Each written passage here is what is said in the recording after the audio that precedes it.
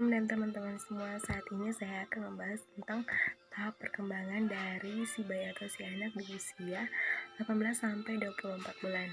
Nah, di tahap perkembangan ini di mana pertamanya struktur dan fungsi tubuh yang lebih kompleks dalam kemampuan seperti gerak kasar, gerak halus, bahasa, dan berbicara, serta juga sosialisasi dan kemandirian. Nah, kita masuk pada yang pertama, yaitu pada tahap ataupun aspek gerak kasar, yaitu tahap perkembangan pada aspek gerak kasar ini di mana bayi ataupun si anaknya sudah dapat berdiri selama 30 detik tanpa dipegang oleh orang tua ataupun orang lain. Nah, sebagai orang tua kita dapat mendorong bayi tersebut untuk berdiri, untuk berlari, untuk berjalan, ataupun untuk menendang bola ataupun melempar ataupun menangkap bola tersebut.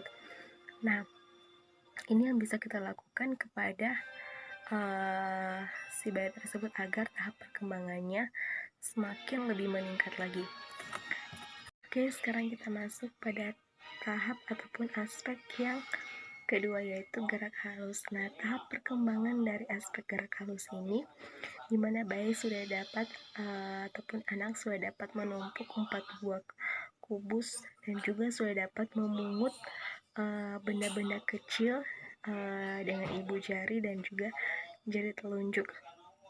Dan juga bayi ini sudah dapat menggelinding bola ke arah sasaran. Nah, sebagai orang tua kita dapat mendorong anak ini untuk mainkan balok, dan juga kita dapat mendorong untuk menggambar sebuah bulatan ataupun sebuah garis dengan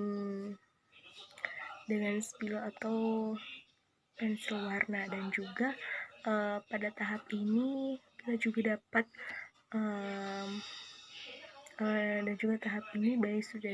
bayi ataupun anak ini juga sudah dapat membuat bentuk dalam bentuk adonan jika ibu tersebut sedang membuat kue, yaitu berbicara ataupun dalam bahasa. Nah, dalam tahap perkembangan ini seorang anak dapat menyebut 3 atau 6 kata yang mempunyai arti seperti makan, minum, dan juga yang lain-lain. Nah, sebagai orang tua harus mendorong seorang anak ini untuk bernyanyi bersama-sama agar setiap kata ataupun kalimat yang diucapkan dalam lagu tersebut, anak tersebut dapat mengikuti ataupun dapat menirunya. Dan juga ketika kita dapat bercerita dengan anak tersebut, jika kita dalam bercerita dengan anak tersebut, setiap kalimat yang digunakan harus pendek dan juga harus jelas agar anak tersebut mudah untuk meniru setiap kata ataupun kalimat yang kita ucapkan. Dan juga kita juga dapat membacakan sebuah buku cerita seperti buku-buku anak-anak agar anak ini dapat mengikuti setiap kata ataupun ada beberapa kalimat yang mungkin mereka dapat dari bacaan yang diceritakan oleh orang tua mereka. Dan juga yaitu kita juga dapat menganjurkan anak untuk menonton televisi seperti acara anak-anak ataupun acara-acara yang bermutu dan bermanfaat untuk anak tersebut, agar anaknya juga dapat meniru setiap kata ataupun apa yang dilakukan oleh anak-anak yang ditayangkan yang ada di televisi ini.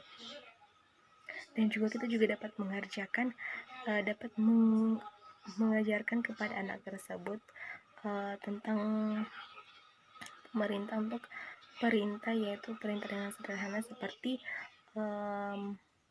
menyuruh anak untuk meletakkan cangkir mereka ataupun gelas mereka ke atas meja, ataupun menyuruh sesuatu yang sederhana dan mudah dilakukan oleh anak tersebut. Yang terakhir yaitu aspek sosialisasi dan juga kemandirian. Nah, dalam tahap perkembangan aspek sosialisasi dan juga kemandirian ini, seorang anak sudah mampu memegang cangkir sendiri dan juga belajar makan ataupun minum sendiri tanpa dibantu oleh orang lain. Dan juga dalam tahap ini juga seorang anak sudah dapat bertepuk tangan ataupun melambaikan tangannya secara sendiri, dan juga anak ini sudah dapat membantu ataupun meniru pekerjaan rumah tangga, contohnya seperti menyapu dan juga lain-lain. Dan juga anak ini sudah mengetahui jenis kelamin dirinya sendiri, apakah dia perempuan ataupun laki-laki. Dan juga sebagai seorang orang tua harus mengajarkan anak ini, contohnya dia dalam melepaskan pakaiannya secara sendiri tanpa dibantu oleh orang tua tersebut ataupun dibantu oleh orang lain. Dan juga ajari anak tersebut untuk makan secara sendiri tanpa disupi oleh orang tua. Dan juga mengajarkan kepada anak tersebut untuk mengkancing baginya sendiri, contohnya anak tersebut menggunakan kemeja dan kita biarkan dia untuk mengkancing pakaiannya secara sendiri. Dan juga ajari mereka untuk saling berinteraksi antara satu dan lain-lain, contohnya membiarkan anak tersebut bermain dengan teman-temannya seperti bermain petak umpet dan juga lain-lain, agar mereka saling berinteraksi antara satu dengan yang lain. Dan juga sebagai orang tua juga dapat mengajak anak ini untuk membuat suatu rumah-rumahan dari kardus, agar